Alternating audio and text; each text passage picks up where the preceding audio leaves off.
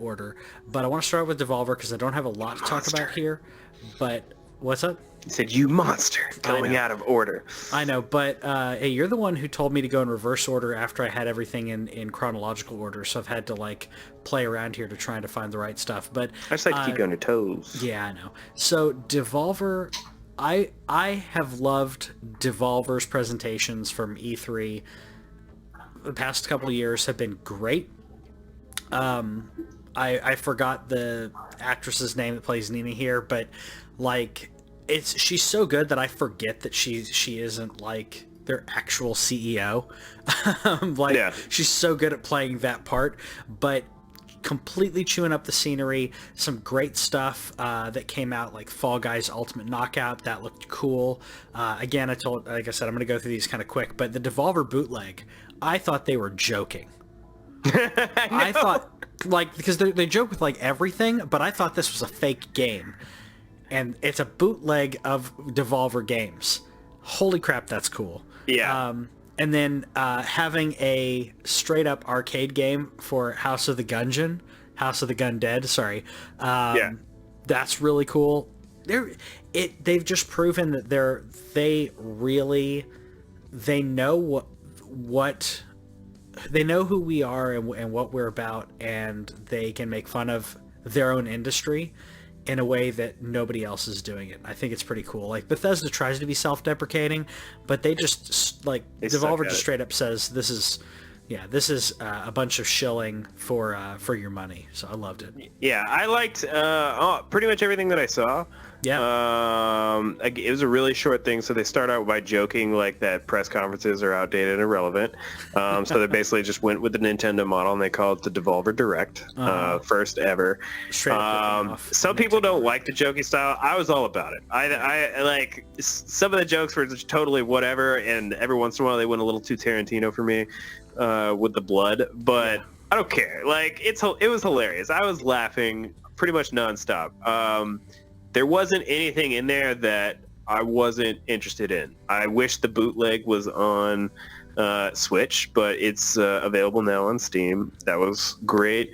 The only problem with light gun games is just the guns break. But as we've mentioned last time with Killer Queen Black coming to Switch, there's still a place out there. If you can make a good arcade cabinet, people will play it. And House of the Undead, that was one of my favorite games growing up. So the fact that they're doing this Enter the Gungeon, House of the Gundead thing is cool. They announced a DLC for the Messenger, free expansion for the Messenger, which was a fun Ninja Gaiden type game called Messenger Picnic Panic. And then My Friend Pedro, that comes out next week. That's crazy. And I was all about this game too. Just as usual, I finished Katana Zero right before E3 started. I've been on a Devolver train, and which is funny because this scene that he's showing right now is on the train. All aboard the hype train. If you have not checked out Devolver games, they're cheap, they're fun for the most part. They put a lot of stuff on Steam if you're on PC. They've been porting lots of things over to Switch and PS4 and Xbox. They're such a fun publisher. Yep. So if we were to grade this conference separate, I give him an A because it's just so over the top in regards to the presentation. It kept you interested. Like I said, they straight up make fun. So for people like us who know what they're doing, they're making fun of their competition. They're making fun of their industry. They called it a Devolver Direct. They didn't even try to come up with another title. They're like, they have a Nintendo Direct, we'll do Devolver Direct. Like, not trying to be artsy. They're like, we're straight up copying Nintendo. Loved that, and everything that they showed looked great. It looked it looked wonderful. So, totally happy. I gave him a B, only because I was laughing. It was hilarious. But in terms of things that are coming, we had already heard about My Friend Pedro. We had already heard about Messenger Picnic Panic. We hadn't heard about Carry On yet, which that looks sweet. They called it a reverse horror experience, so you're playing as the thing that everybody's supposed to be scared of. That was dope. But the only new things. There was the light gun game, but that's not like a console game. The bootleg thing was like, it was just, I wanted more new stuff. I wanted more new things. I understand though that they're smaller. Yeah. And so it's not that I'm hating. It's just I was waiting for one of the new games that they announced to be like something where beforehand where I'd see Katana Zero. Like whenever we first saw that trailer, like Katana Zero looked awesome. Like I was waiting for a trailer like that to do it. So I put it at a B. Yeah, I could see that. I liked it though. So along the same lines, the PC gaming show, which I thought it was decent, but there were some cringy moments in here. They let her talk too much, man. Yeah. Like, it wasn't her fault. Like, it's just like, you see in the scene here, they have her and this dude next to her. They gave her so many lines, and this dude would just be standing there. Like, there wasn't any ping pong to it or anything like that. I felt bad for her. Like, they were making her do all the skits. She had to do everything ridiculous. She had to say everything ridiculous. They like left her out on a limb. Yep. And those were the parts that made it bad. But compared to last year's PC gaming show, like, through the roof improvement. Yeah, I would agree. We were talking about this beforehand. We were saying that this is usually the driest conference. Yeah. Like half of it's going to be about PC architecture. Yeah. And we got some interesting stuff that came out. Evil Geniuses 2 looks fun. Mm-hmm. So I wasn't I wouldn't say impressed, but I thought it looked cool at least. I'm really excited about Vampire the Masquerade Bloodlines 2. Okay. Crazy excited about this because I loved was it 2004, I think, when the other one came out? I really liked it. For like a brief amount of time, like I'm into horror anyways, but like totally got into the whole vampire genre for a little while. Like I didn't dress goth or anything. Like you won't find weird pictures of me, but this game was great. And to have a sequel to this, I was really happy about it, and they kind of dove into it, so I was happy about that. But Chivalry looked like garbage. Like, really? Like, to me, this looked like garbage. Like, when they showed...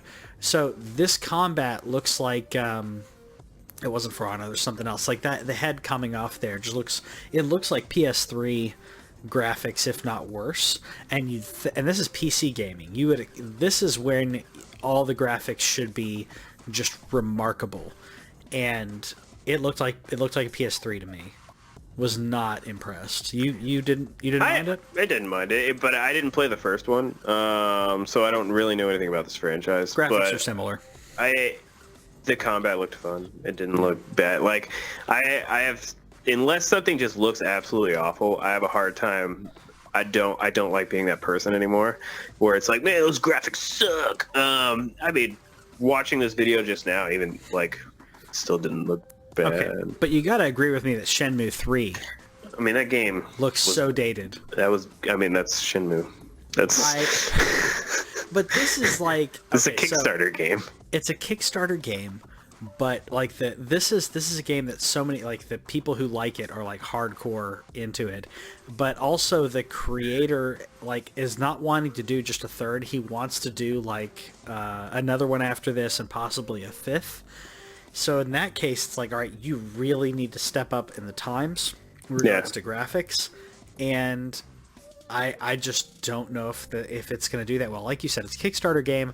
This is a very niche crowd that's wanting this, so I don't know how to feel about it. Also, Epic Game Store exclusive.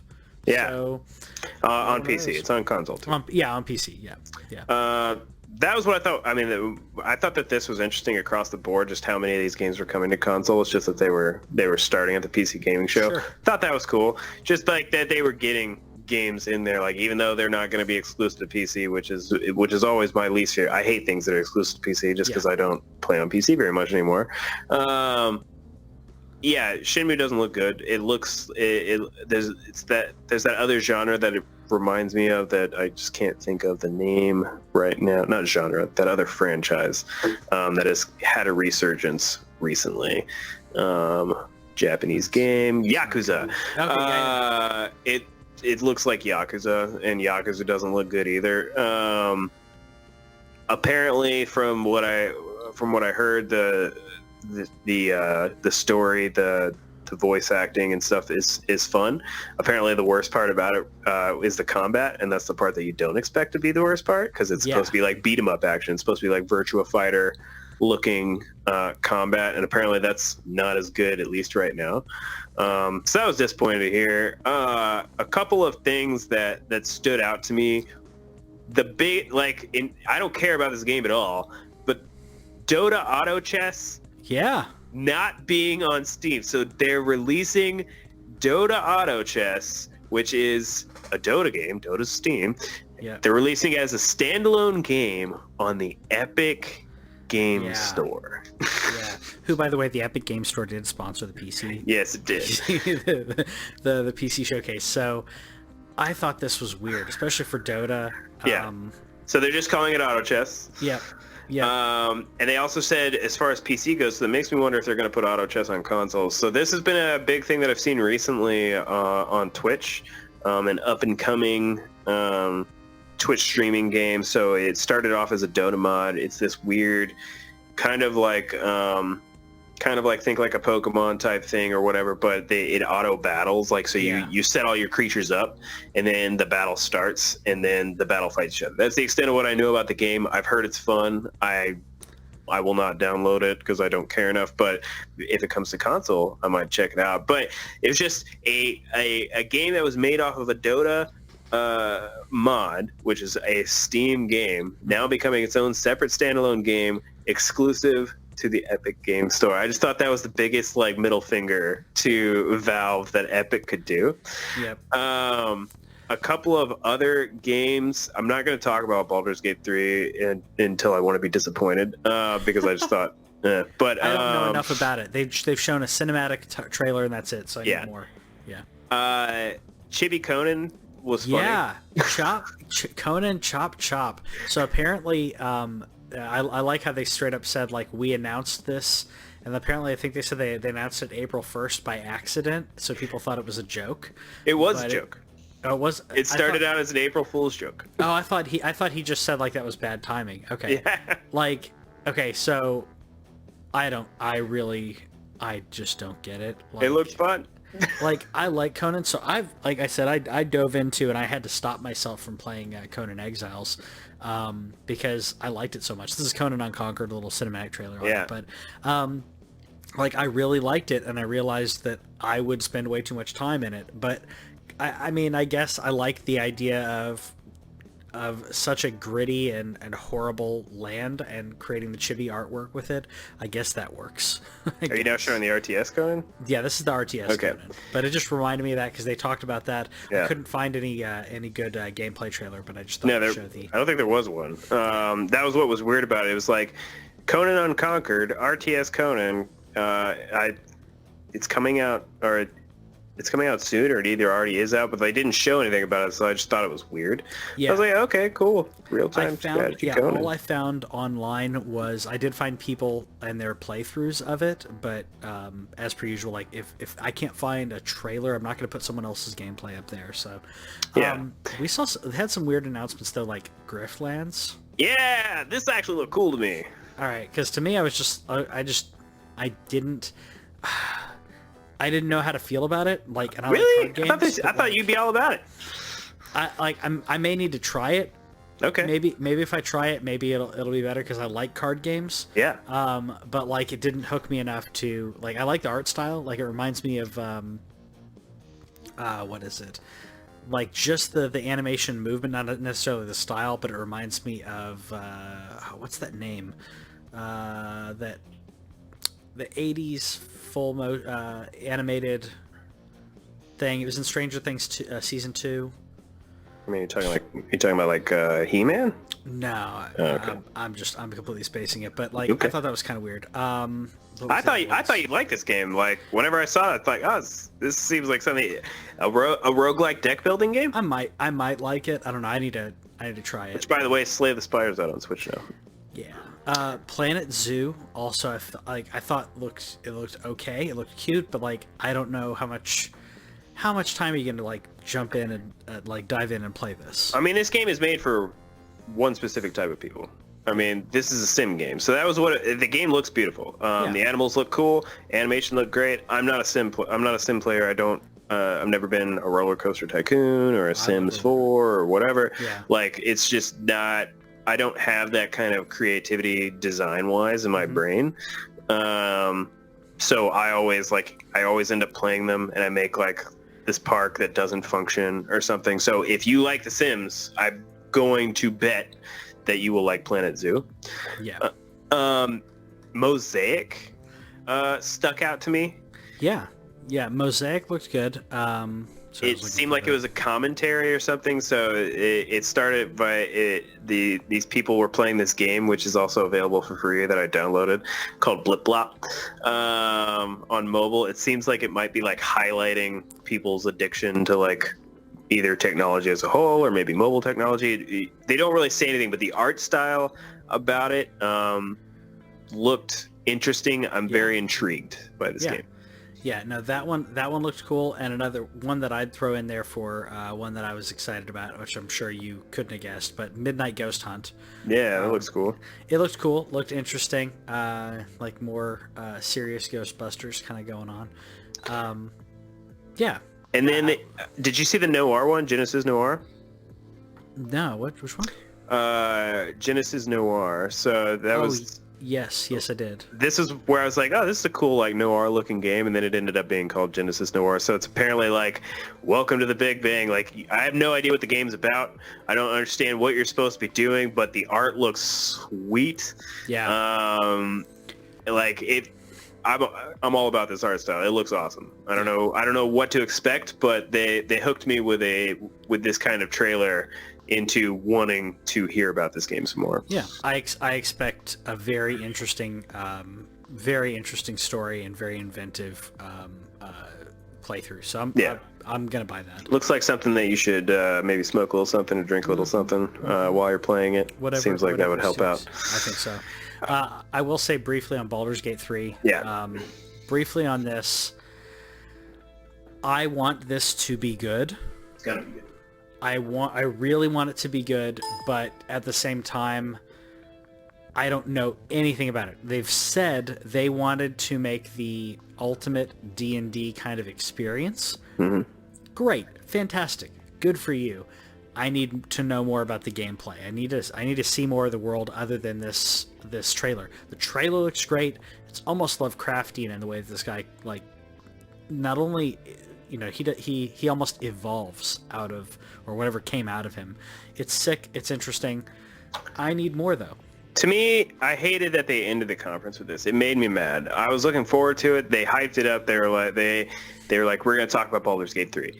Okay, let's talk about Baldur's Gate 3. I was totally excited. So they showed the same exact trailer that was at the Google Stadia announcement, which, again, got hyped. There was a tease a week or two ago about this game potentially being made. It is being made by the same people who made Divinity Original Sin 1 and 2, which is one of, like, it's hailed as one of the best modern RPGs of its time.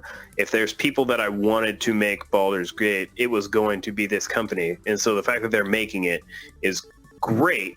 Yeah. But I don't get why they pretty much had the same talk that they did at Stadia, and every question they asked, they're like, well, we can't tell you that.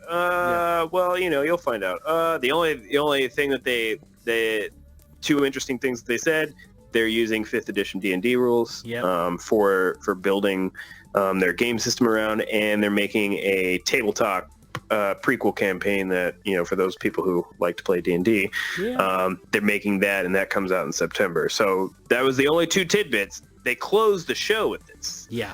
And it was a decent show. I liked it was 2 hours long. It was really long, but like we said, the pacing was a whole lot better, and they hyped up talking about Baldur's Gate 3, and then I think they should have either had some prepared answers beforehand or something. Like, they should have known that these dudes were not going to say anything. Yeah, or have not shown it during the Google Stadia announcement. That trailer would have been a great reveal. Like, to keep it under wraps, then all of a sudden, hey, guess what? There's a new Baldur's Gate. Yeah. Would have been great, but we knew about it, Thursday? To me, it didn't quite work unless they were going to dive in further, like you mentioned. So I gave this conference a C. While there were some good things, there was just a lot of cringy weirdness, and it did not. It drug on for 2 hours, and it felt like 2 hours. Yeah. I gave it a B plus. For a lot of reasons. The biggest reasons were, though, that even though a lot of these games weren't for me, there was only 2 hardware things. They mentioned there was a monitor in there, and then there was a gaming chair that they very briefly talked about. But other than that, it was games. It was games for 2 hours straight. The things that made it not an A was like they left her out on a limb. Like they was just they stopped doing it after a while, but at the beginning they're like, who's excited? Like, you got to stop doing that. Like just you want to get people excited, show a game. Like, you want to see people get excited, like put Final Fantasy VIII on the screen and see them get excited. Like they'll be this, put Zelda on the screen, you'll see noise. But it was all games, except for those 2 minor hardware things. I give them mad props for that, and they kept that going for 2 hours. Sure. Was not unhappy with that. Yeah, I'd agree. I think that it showed these hosts are much more green when it comes to this. I think that she did a great job with what she was given, but she was like, they leaned on her heavily. And that to me, that did not set her up for success. And Day 9's a goof, so like, yeah, in small doses it's fine, but it just kept going. Yeah. So, good stuff, though. Yeah, good stuff. So moving on to what I would say, what I was hoping would be my favorite conference was my biggest letdown I've had in so long. Bethesda. I will say I was right. Todd Howard did come out and like straight up say, "Hey, with what we did last year, I'm surprised you guys are here." Like I thought that was funny. Like he knows that they didn't do well in that, but I find it funny that like shortly after that they talked about Fallout 76, and that they did say in an interview prior to this that Elder Scrolls Online had horrible reviews and horrible reception when it came out. It did. And it took them a year and a half or so to get into it. So Fallout 76 Wastelanders is adding NPCs. So this is a free DLC, and obviously it should be, but it's going to add NPCs, it's going to add towns, it's going to add quests, and it's going to add dialogue trees.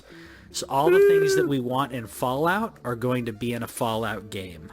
All the things that should have been there at launch are coming. Yeah. I'm just going to quickly go through the other, like, there's a Winter Dev Diary. They're talking about, like, PvE and stuff. And real quick, because just want to get Fallout out of the way, because they also are... Oh, sorry, I hit the wrong one. That's spoiling things. There's also a sorry. They're also adding a battle royale. Yeah. Because every game needs battle royale. I maybe I'll go try Fallout 76 again. You own it, don't you? I do, and I just don't. Maybe I'll go out and try it again. Maybe towards the end of the year. But I feel like they could have given me a good Fallout game, and instead they gave me like a shell of a game. Yeah. And now it's like ready to go. It's like I was in an early access on Steam, and no one told me I was in early access. That's $60 early access. $60 early access. So we talked about this ad now, so I don't want to beat a dead horse. Like we even asked, like, is Todd Howard going to apologize? He didn't apologize. He had already done an interview previously saying, like, hey, we knew it was going to be, we talked a lot about that. Yeah. They're updating it. All the updates are free for the time being. I'm not sure, but I'm relatively positive that the game is going to come around. And I've heard from people online anyway that are still playing it now, like that it's already come around quite a bit. Similar to what Patrick just mentioned about ESO starting off poorly. ESO is now hailed as a fantastic MMORPG. Yeah.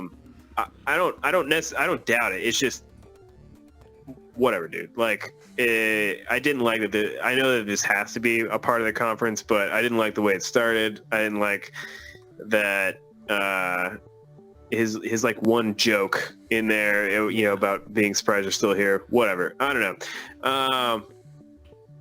If 76 succeeds, cool. I still think in terms of what you did to your fans and making them pay money for the state that it started in. I still have a problem with that. But I also don't necessarily want to keep talking about it. So, but cool. They're making it Fallout now. Sure. If you're into that, the NPCs are going to be there. The quest lines are going to be there. Go check it out. And they did say before the conference even started, they had said there will not be any Elder Scrolls 6. There will not be any Starfield, which those are the two games that they announced. So Starfield was a rumor before E3 last year, and they announced that it's a thing. It was like one of the heaviest rumors that you could imagine, where they're like, they just haven't said it, but they're working on something.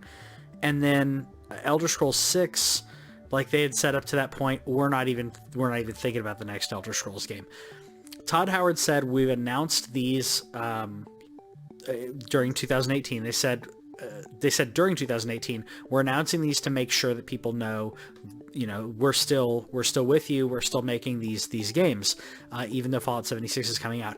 After the reception of Fallout 76, this is the year where you should start peeling back and showing that, and getting us hyped for those games.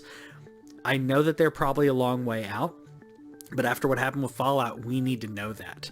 And honestly, the best thing out of this entire presentation, in my opinion, was Ghostwire Tokyo. Yeah, this game looks crazy. That looked crazy. It looked interesting. I liked the presentation. These are the guys who did Evil Within, right? Yes. Yeah. So I'm happy with that. Like it's a good team. It looked interesting. It looked mysterious. Like I'm cool. I'm fine with this. Like, but that to me that was the highlight. That was the highlight. This wasn't Shinji Mikami, or not Shinji Mikami. What's her name? Shinji Mikami's the dude. I can't think of her name now. She was the highlight. Did you see any of this? She was amazing. I love that like the internet's fallen in love with her because like she was so excited to be there, and she was so over the top. Like I feel bad that I can't think of her name now. I can't remember her name either. But the funniest part to me, and I think Cass called it out, was just the contrast. So it's like she's super happy, she's super bubbly, she's like hi, and then it was this game, this like creepy, weird like horror game, and like just the happiest lady in the world. Horror game. Yeah. No, that was the great juxtaposition, which like that's why we love you, Japan. Like just keep being weird, Japan. Like I was happy with that. Like I loved her presentation because it was genuine. It reminded me of I forgot the guy's name. The guy that did Yarny and Unraveled. Like when he first came out to announce that at E3, and he was nervous, but he was so excited. He was so hyped to be there, and this was like his something he loved, he was sharing with everybody. That's how I felt about her. She was so genuine. Absolutely loved it. It's like, I think you'll like it. Yeah. This game's probably going to end up being too creepy for me, but I'm interested to see how it plays before I completely make a decision. The archer-looking dude in it looked cool. You're absolutely right, though. That was the highlight, because otherwise, like, they talked about Blades, they talked about ESO with the most annoying crowd in the entire world. They talked about an expansion to Rage 2, and they talked about like how that was a critically acclaimed game. Like Rage 2 got like a 7 on Metacritic, but not that 7's bad. But it's not critically, like, I wouldn't call that critically acclaimed. And Cass always likes to point out anytime that somebody says that, it's like, all you need to do is find that one person. Yes. That is totally right. The second highlight for me, like, they did talk about Doom, and while Doom is Doom. Like, but Deathloop. That trailer looks dope. Yeah, Deathloop was interesting. It's something I didn't know anything about and didn't expect. Caught me off guard. I'm in. Yeah, completely. Very interesting. I mean, it hooked me in regard, and it intrigued me. That's what I'll say. It intrigued me in its sci-fi-ness and I can't remember like all of the things that they brought up in it, but it looked great to me. Great, it looked like a good story as well. Just wasn't straight up like action sci-fi. It looked like a pretty good story. Yeah, after I think this was like the second or third game I'd seen over the weekend that had like time loop involved. So I was wondering if that was kind of like the name of the game in C3 was time loop games. But the idea behind it, they only showed us a CG trailer, but it makes it seem like you're going to be playing both sides of this. So there was like two characters going after each other. Like I hope that you get to play as both characters and kind of like go through that as their stories intertwine. But aside from what you already mentioned now I've already forgotten the name of Ghost. What was the name of the game we just talked about? Ghostwire Tokyo. Ghostwire Tokyo. I think Deathloop was the other saving grace of this conference for me. Yeah, we had Commander Keen as well. That was interesting. I will say this is very different than old school Commander Keen. Yes, it is. Very different, but I'm like, you know what? I like it. It's cute, and I think it's going to be interesting. Mobile Commander Keen, not something I would have guessed that they would have done, but I think this may be a good fit for Commander Keen IP. Yeah, for those of you, I mean, again, Commander Keen's a really old franchise. Yeah. One of the first like side-scrolling action games on PC. One of my favorite games as a kid. I wish that they had still stuck with side-scrolling Commander Keen. Yes. I thought that would have been cool. But I've been coming around more on the mobile landscape. I don't necessarily love like all mobile games. There's the aspects of the loot box type aspects of it that just bug me. Anything that like makes you stop playing the game. But if it's a game that I can buy a piece of and not have to keep trying to throw money at it outside of like Pokemon Go, which you still don't have to. You can play that game completely free. I'm gonna give it a shot. It's a near and dear to my heart franchise, so I will definitely at least play it and report back. I agree. We also had the completely pointless Elder Scrolls card game trailer. Yeah. I've tried the Elder Scrolls card game, and I have not been a fan. It's not as bad as Gwent, which I still find funny that so many people love Gwent in Witcher, and I just feel like it's. I mean, I guess if you're, and similar to how when we played Final Fantasy VII, like if you're playing a game within a game, or if you're playing cards within Red Dead Redemption, okay, I get it. Like I totally get it because I did that in both Final Fantasy VII and Red Dead. But the Elder Scrolls card game, I've not been a fan of. Maybe I need to check it out again. But this trailer, like, shows really nothing of the card game. Yeah. Like it just tries to hype up like I guess the world around what you would be doing if you were playing it in a tavern, which is totally ripping off Hearthstone because that's the whole idea of Hearthstone. It's the whole idea of all of them. Well, not really. I understand. But to me, it's like, oh, I'm meeting at a tavern, I'm playing cards. Like that's Hearthstone or Triple Triad, and they're just trying to get on with that. But I just felt it was weak. The restream that I was watching, and again, I watch a stream that restreams it so that I can hear more expert commentary of stuff that I don't know. But like one of the guys called out, it was like, this trailer cost probably $1 million or a couple $1 million. Like you have to pay for all the set pieces and all the costumes, and you have to pay for the actors to be in there, and then the graphics that they did. Like they paid for that for an existing game that nobody plays. Like, and they didn't make the game look cooler. It was just like, what are we watching? No, you're right. It totally didn't. The core audience for something like Elder Scrolls, the Elder Scrolls card game, what is it called, Legends?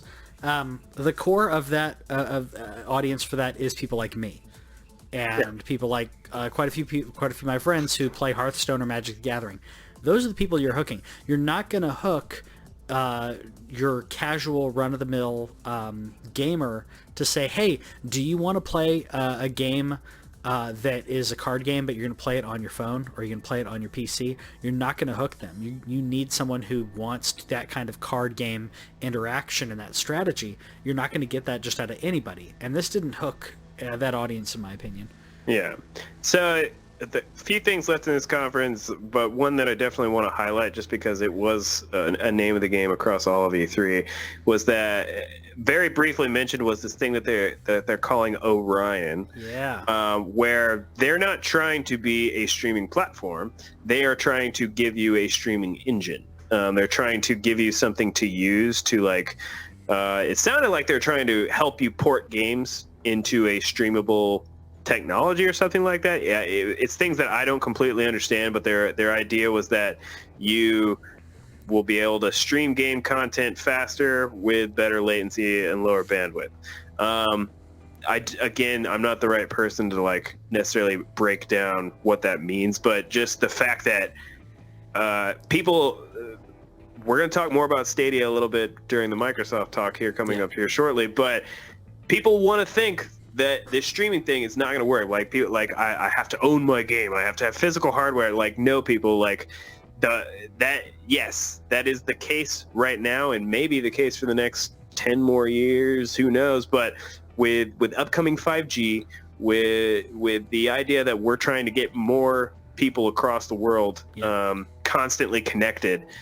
Yeah. This streaming stuff ain't going nowhere. Like you have all these companies investing in this. I like how Bethesda threw a slight at Oculus, by the way. I don't know if you caught that, where they mentioned that they were the first people to do VR in modern times. I actually just finished the Oculus book that the guy who wrote Console Wars wrote, so that's why I happen to notice. But again, this was mentioned Microsoft, Google Stadia. Now Bethesda's jumping on board with an engine technology. Like streaming is that they're trying to make this a thing. They're trying to push it forward. I know that there are going to be lots and lots of people. It's been very auditory about how much hate is going towards it, but I just thought it was interesting that I didn't expect this. I thought it was a weird thing to put in this conference. I think it should be something that should be in GDC. Yeah. But they brought it up. I agree. GDC would have been a better place for this, and more than likely we'll do more deep dive around that. I'm going to be doing more research into it as well, but we'll table that because I want to talk a little more about that when we talk about Xbox. Yeah. So other than, that was basically Bethesda's conference. Oh, and Blades is coming to Switch. Yeah, and Doom. There was a big chunk of Doom. The thing about Doom, it's Doom. Like, it's awesome. It plays extremely well. It's going to have a hardcore heavy metal soundtrack. It looks better. Like, you saw, it was fast-paced, like, way fast-paced. Like, people doing all kinds of crazy things that I don't think I could ever do while playing Doom. And I'll probably eventually play this game. I'm not going to play it at launch. I'll wait till it's on discount, just because there's you know this about me and a lot of other people. I'm just not a big demon person.